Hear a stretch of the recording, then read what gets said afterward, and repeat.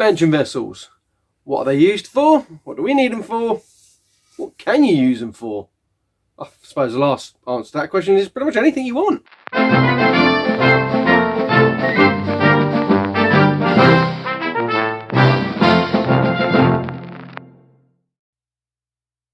So, what are these used for? Straightforward, it's an expansion vessel. It is designed to take up expansion of the water, increasing volume. So you'll find out within the heating system, they will be red. This one's white. This is for your domestic water, so drinking water. You can't use a red one or any other colour except for white for your drinking water. And there'll be a reason for that, which I'll explain later when we open this up. Now the question is do I have an expansion vessel? And the answer to that is most probably yes. Most boilers these days have an expansion vessel within inside itself. Within the heating system, that one will be red. They have to be pre-charged at a certain pressure to operate properly. So now what we're going to do is open this up and see what's so unique about this one in relation to any of the others. On a further note on this, I've never done this before, so I'm just excited as you are to see what's inside. So let's get on with it. So here it is. As I said, I've never done this before, so I'm intrigued to see the inside myself and obviously what makes it unique with all the other tanks, pressurized vessel things. So yeah, it's really just crack on with it, I suppose that's what you're itching for, isn't it?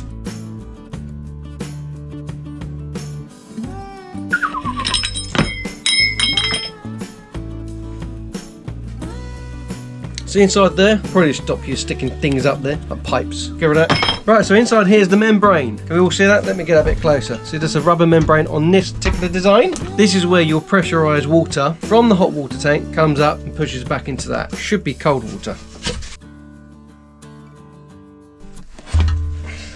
There we are, that's it.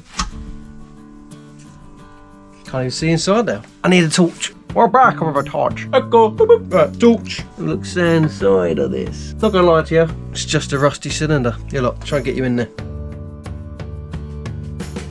That's all it is, there's a cylinder, just a rusty cylinder. Now I suppose what makes these things unique, in relation to not being unique, whatever that means, the fact of the bladder. Yeah, so this bladder here completely detaches your domestic drinking water away from the cylinder, which obviously will rust, which you saw just a moment ago. We'll go to the whiteboard to explain it.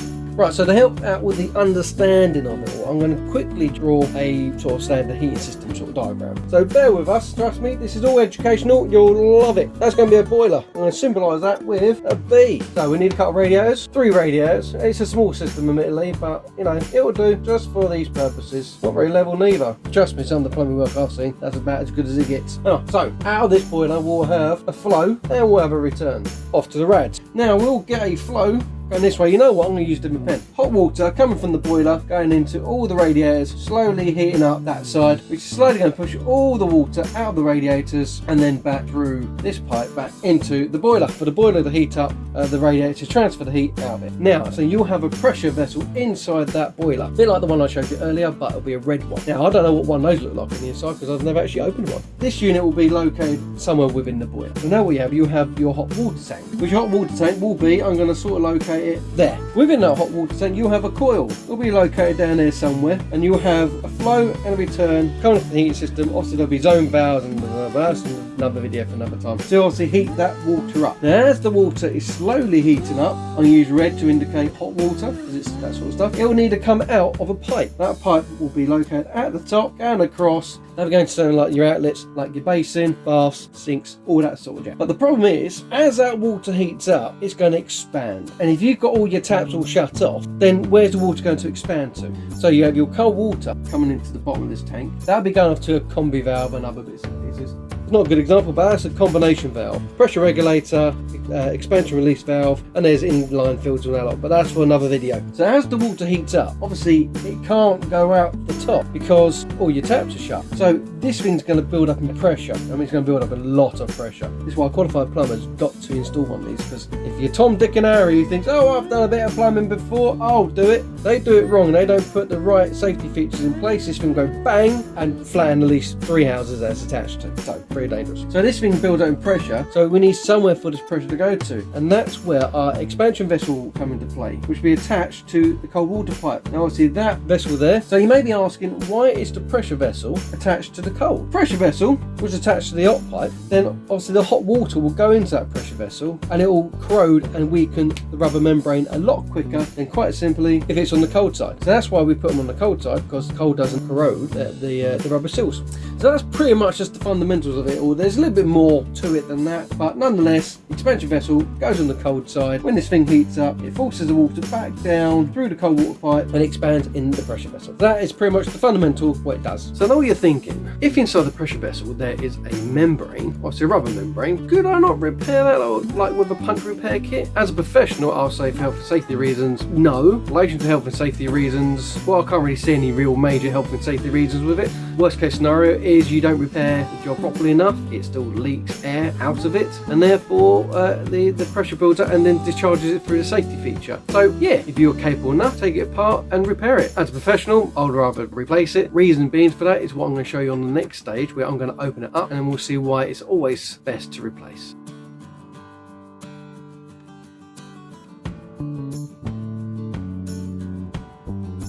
Not gonna lie to you, I'm quite surprised how long that took to cut. The thickness of this, somewhere between 1.5, 2 mil thick, quite thick. You actually look on the inside, now that you can see it better, it's actually not that bad condition. So to be honest with you, even though this unit is 10 years old, and obviously naturally you think something that old, it's got to be problems, it's not worth going to sort of try to repair it, simply replace it. Hence why this is in my garage, because that's what I did. On reflection, if I was a DIY looking at this video, thinking, well, maybe I might better repair it. Obviously, as long as it's got one that is sealed at the bottom, they're not all like that. But something like this, as a DIY, I think, well, you know what, let's give it a go repairing. Undo everything, see if it's the rubber membrane that's causing the problem. I mean, that's the main thing. If that's ruptured, then, you know, it's probably still best to go down a new route. But if it's a tiny little hole, it could simply be a punch repair kit. Fix that, put it all back in. You could get 6 months out of it, or another year, or another 10 years, who knows. But to finalise it all off, if you do have one of these and it's causing a problem, there'll be a couple of key features I personally would check. Now with this one, that bolted on to the base. Now the rubber membrane was sandwiched between that. These bolts were quite loose,